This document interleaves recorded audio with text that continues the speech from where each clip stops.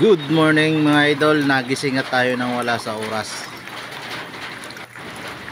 1:45 po ng madaling araw. Ayan, nagising tayo dahil ginising tayo ng ating pinsan kasi nga daw baha na at aabutin na yung ating mga makina, kaya inangat natin kasi hindi naman natin inaasahang ulan pala. Makikita nyo naman nasa dirty kitchen natin yun, no? Grabe na yung tubig, pantay na naman, umapaw na naman yung ilog. At ito makikita nyo yung baboy, ayan, babad na naman siya, magdamag. Wala tayong magagawa, mabigat na yan, hindi natin alam kung saan natin lalagay yan. Kaya yan, hindi naman yan, nga lang nakatayo siya magdamag. Pumapasok na yung tubig, dito naman dumadaan sa gilid natin, oh. Makikita nyo, ayan, oh, babad yung baboy. Naiangat na rin pala natin yung mga gamit natin kanina. Huli na pala itong video natin. Ayan, o, aabutin na naman yung makina natin sa circular. Naiangat na rin natin yung mga power tools natin. Yung uling natin nabasa pa. Ayan, yung lalagyan natin ng mga manok. Ito yung mahirap, biglang ulan.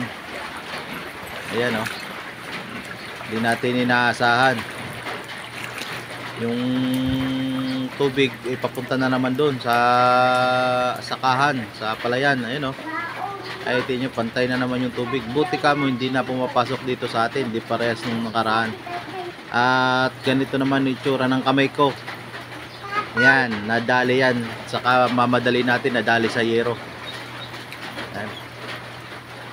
At ito naman yung itsura kinaumagahan. Kita nyo, medyo bumaba na yung tubig. Ayan, oh. Pero malakas pa rin yung ulan. Uulan pa rin. Hirap, nawalan pa tayo ng mga alaga, lalo na yung mga mga sisiw. Buti yung bibi na yan, naiangat natin ng gabi kasi nakakulong. Yung manok na yon, may 6 na sisiw yon, ubos lahat kasi inanod. Hindi natin alam kung saan sumuot. Buti na lang yung pato ay nakakulong. Ayan, mahirap din sa mga alaga natin, mga hayop yan, pag ganyan nag-uulan, taste din sila sa lamig. Buti na lang kamo, wala tayong mga alagang broiler. Ayan, oh, makikita nyo naman, ubos yung nakaraang Pasko at saka bagong taon yung ating alaga.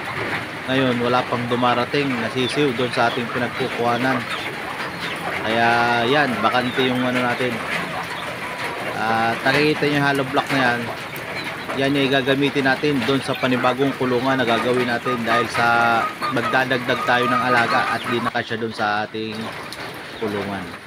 Sa ngayon ay mag-iipon muna tayo ng materyales. Umorder na pala tayo ng mga kahoy na gagamitin kaso di pa dumarating. Yan, hollow blocks pa lang yung dumating. Gagamitin natin yan para sa ilalim ng ating manukan malagyan natin ng mga cleanser, yung ginagamit natin pagtanggal ng amoy para hindi na siya namamaho at wala rin langaw, para hindi kumakalat.